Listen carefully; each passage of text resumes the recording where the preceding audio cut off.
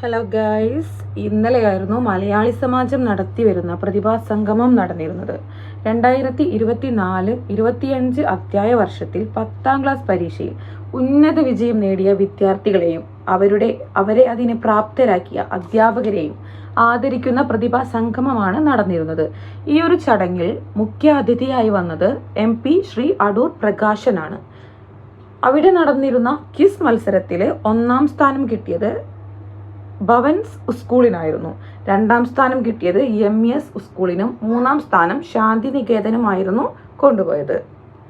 ഈ ഒരു പ്രോഗ്രാമിന് വേണ്ടി പ്രവർത്തിച്ച എല്ലാ അണിയറ പ്രവർത്തകർക്കും എൻ്റെ പേരിൽ ഞാൻ പ്രത്യേക അഭിനന്ദനങ്ങൾ പറഞ്ഞുകൊണ്ട് ഈ ഒരു വ്ളോഗ് എല്ലാവരിലേക്കും എത്തിക്കാൻ ശ്രമിക്കുന്നു.